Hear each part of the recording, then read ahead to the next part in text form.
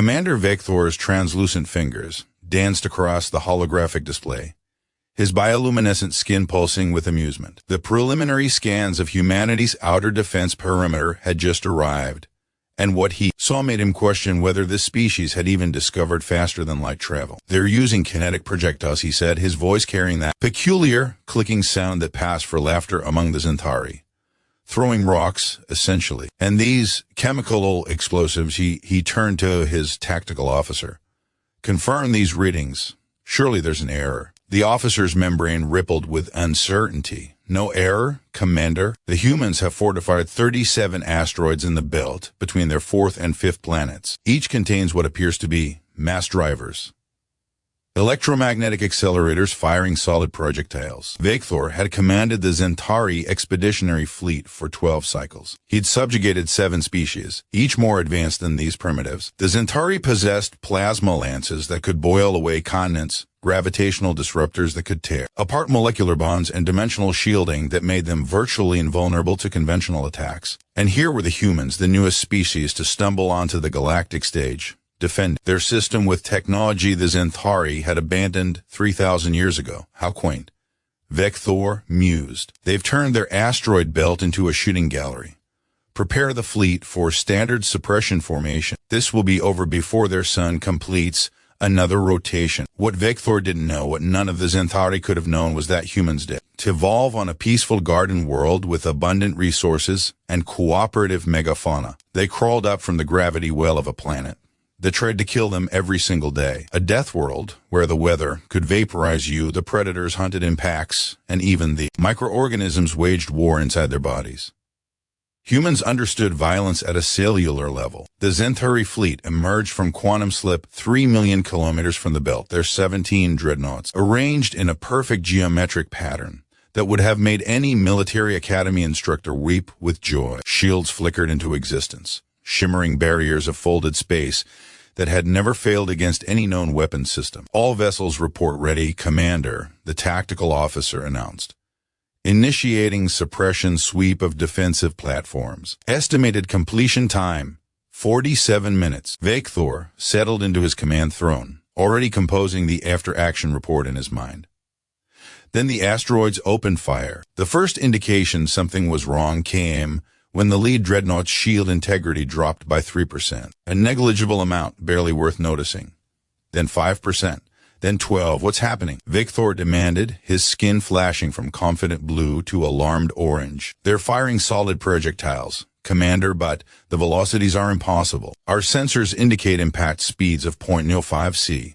That's 5% the speed of light." The holographic display erupted with thousands of tracking markers. The asteroids weren't just firing. They were unleashing a storm of metal. Tungsten rods, each one weighing 50 kilograms, accelerated through electromagnetic rails kilometers long. The asteroids themselves had been hollowed out and converted into massive weapons platforms, their entire mass devoted to generating the electromagnetic fields needed to achieve those devastating velocities. When matter impacts shields at relativistic speeds, interesting things happen. The kinetic energy doesn't just push, it tears. It rips at the quantum foam that makes dimensional shielding possible. "Shield failure on Dreadnought 7, the tactical officer reported, his voice rising in pitch. Dreadnought 3 reporting. Catastrophic damage to forward sections. Commander, they're shredding us." But the humans weren't done. As the Zenthari fleet scrambled to adjust their formation, proximity alarms shrieked across every vessel. The space between the asteroids, which had appeared empty on initial scans, suddenly erupted with thermal signatures. Mines, thousands of them, crude nuclear pump devices that humans had seeded throughout the belt months ago, waiting silently for targets to arrive. When they detonated, they didn't rely on blast waves that would dissipate uselessly in vacuum. Instead, they channeled their energy into focused X-ray lasers, crude by galactic standards but absolutely lethal at close range. Dreadnought 7, already weakened by the kinetic bombardment, died first. Its shields collapsed entirely under the mine barrage, and the radiation sleeted through its hull like acid through tissue paper. 300 Zenthari warriors died before they could even understand what killed them. "Evasive maneuvers," Vek'thor screamed. "Get us out of this kill zone." But humans had been waging war for thousands of years. They understood that warfare wasn't about honor or geometric formations. It was about killing the other guy before he killed you, using whatever tools you had available. Admiral Sarah Chen watched the tactical display from her command center deep inside Ceres, the largest asteroid in the belt. The converted dwarf planet served as humanity's forward operations base. Its interior a maze of bunkers, factories, and weapon systems. Her gray hair was pulled back in a severe bun, and her dark eyes tracked every movement of the enemy fleet. All batteries concentrate fire on the damaged vessels, she ordered, her voice calm despite the stakes. Don't let them regroup. Second wave, prepare for launch. Captain Marcus Webb, her tactical officer, allowed himself a tight smile. Second wave, armed and ready, Admiral. The Zenthari are about to learn why humans have a saying about bringing knives to gunfights. The asteroids that hadn't yet fired suddenly erupted from their positions small. Fusion drives pushing them on to intercept courses with the Zenthari fleet, not weapons platforms. These were actual asteroids, millions of tons of rock and metal, each one accelerated to collision velocity by drives the humans had welded onto their surfaces weeks ago. Guided missiles, with nuclear payloads, each one the size of a mountain.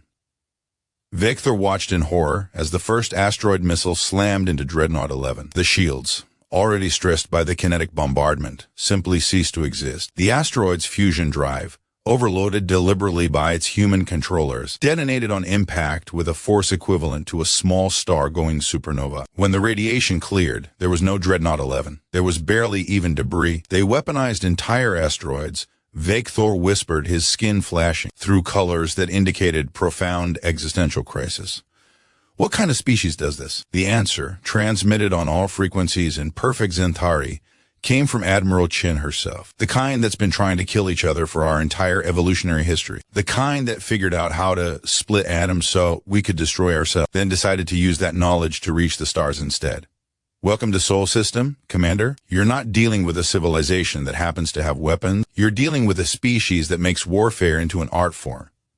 The Zenthari tried to retreat. 3 more dreadnoughts died in the attempt, pummeled by kinetic strikes that came from angles their sensors couldn't predict. The humans had scattered the asteroid belt with thousands of small platforms, each one containing a simple mass driver and enough ammunition for a sustained barrage. No sophisticated targeting systems, no energy signatures to track, just electromagnets, projectiles, and the laws of physics. When Dreadnought 4 tried to run the gauntlet, it encountered something new. The humans called them rods from God. Solid tungsten penetrators dropped from high orbit around the inner planets months ago. They'd been falling toward the sun ever since, building up tremendous velocity. Human mathematicians had calculated their trajectories with precision, ensuring they'd arrive at the belt at precisely this moment. 20-ton rods traveling at 0.1 C don't care about shields. They don't negotiate. They just erase whatever they hit from existence. Vek'thor's own flagship shuddered as 3 strikes hammered its port side. Damage reports cascaded across his display, each one worse than the last. Systems that had functioned flawlessly for decades simply ceased to work when subjected to the raw kinetic violence humans dealt in. All remaining vessels, emergency quantum slip, he ordered. Get us out of here.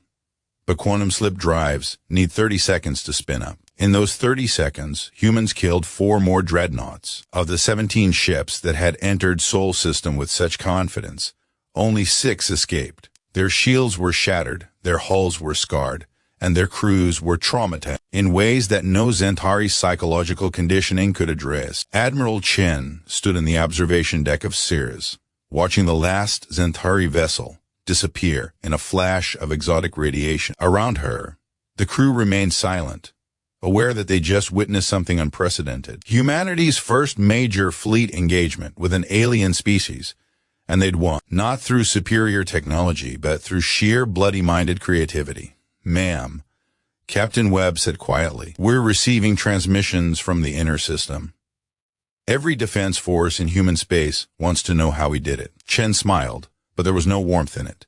Tell them we did what humans do best. We looked at the resources we had, figured out the most efficient way to turn them into weapons, and then we used them without mercy or hesitation. The Zenthari came here expecting a fight.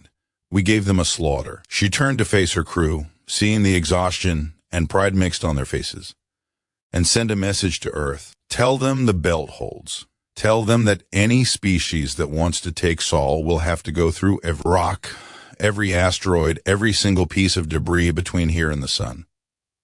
Because we've militarized all of it. 3 weeks later, Vek'thor stood before the Zenthari High Command, his skin permanently stained the pale gray of shame. He'd been tasked with delivering a full report on the disaster at Sol, and every word felt like acid on his tongue. They used no energy weapons, no exotic particles, no quantum manipulation, he explained, his voice hollow. They used kinetic energy, the first force our ancestors understood before we even reached for the stars, and they used it better than anyone thought possible. The High Commander, ancient and scarred from countless campaigns, fixed Vek'thor with eyes that had seen empires rise and fall. What is your recommendation? Vek'thor didn't hesitate.